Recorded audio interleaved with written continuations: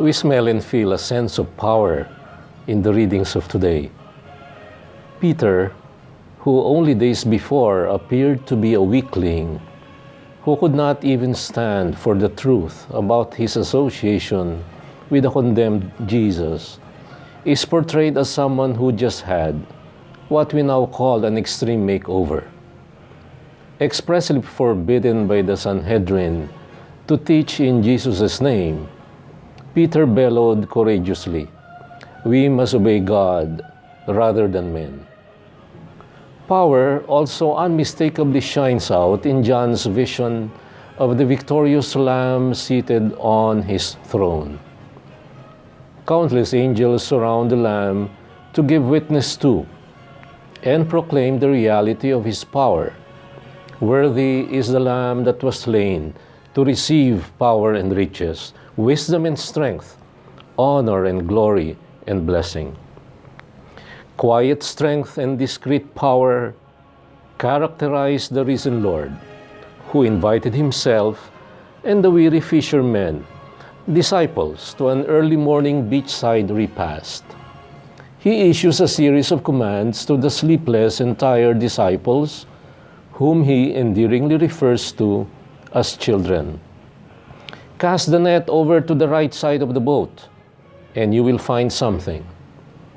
The unexpected morning repast turned out to be, you guessed it right, a power breakfast, as management gurus would call their version of an early morning business meeting. Quiet and sedate power from the risen Lord takes the better of the disciples' extreme weariness and apparent powerlessness. That simple command, which was as dignified as it was quietly compelling, turned out indeed to be a power catch.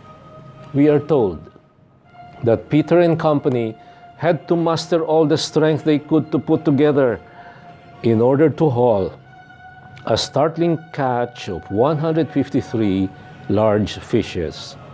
Even the net rose to the occasion and showed corresponding strength and power. Even though there were so many, the net was not torn. But two other quiet commands came by way of an invitation to a power breakfast. Bring some of the fish you just caught. Come, have breakfast. Like when he was face to face with Pilate and the Jews all throughout his trial, all the way to his crucifixion and death, the Lord shows himself fully in control. He shows quiet power and inner strength. His was a compelling presence that led the probably tired, sleepy, and discouraged disciples to do even the unthinkable, to lower their nets once again for the nth time, when common sense and common practice told them to fold up their wares and come back for a more propitious night of fishing. Three quiet commands showed the power that emanated from the risen Christ.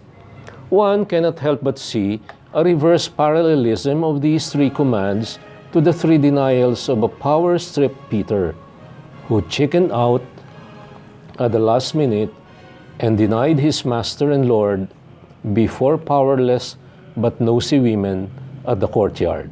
I would like to go straight to the point today. The resurrection of the Lord is about who really has the power.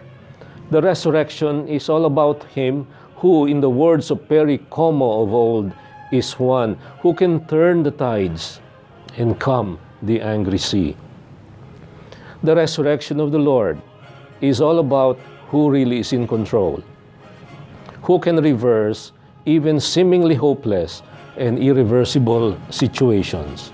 Today, we are witnesses and hopefully proclaimers of this glaring truth.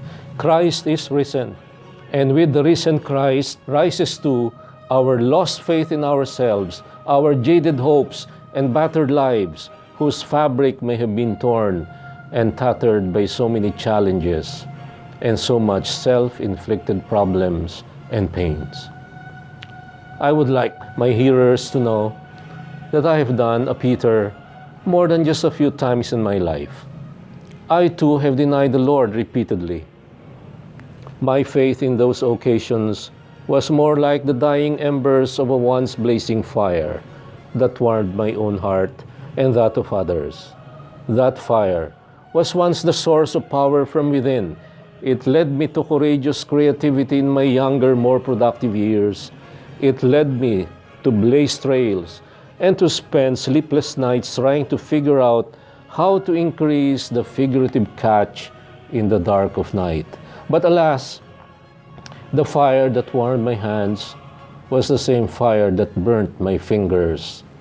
I felt rejection. I saw disapproval and heard disparaging remarks, mixed with a slew of envy and jealousy, along with a certain inner drivenness and ambition and growing anger filling my heart. Power was slowly wearing me down. Power became my very tripping stone. And power was the very cause of my own undoing. Like Peter, who came near the fire, he warmed his hands and burnt his fingers. Nay more, it ironically cooled down his attachment and devotion to the Lord. But worse off than Peter, I too have denied the Lord more than just 3 times. But today is Resurrection Day, being a Sunday. Every Sunday is meant to be that. But it could only be resurrection for you and me if we all see truly ourselves for who we are and things for what they really are. That was what Peter experienced. The power of the resurrection made him see himself truly naked and unworthy in such a way that he felt it proper to put on some clothes to face the risen Lord. His 3 denials merited undoing, in grief, in conversion, in fully loving. The embers that undid him the first time around amidst those nosy women are now the burning coals that made him rise to the occasion and warm up to the Lord in the fullness of love. Yes, Lord, you know that I love you. The threefold denial became threefold witness and proclamation. That power breakfast by the beach became the benchmark to his total and humble service to the risen Lord and his mystical body, the Church. I pray that this power breakfast with the Lord, this Eucharist that we are now celebrating, will translate for you as it did for Paul, a real extreme makeover in your life. With Paul and Peter, I proclaim, all I want is to know Christ and to experience the power of His resurrection. And this, my dear friends, is your Kalakbay at Katoto in this week's episode of Puso sa Puso. A blessed Sunday to you, everyone.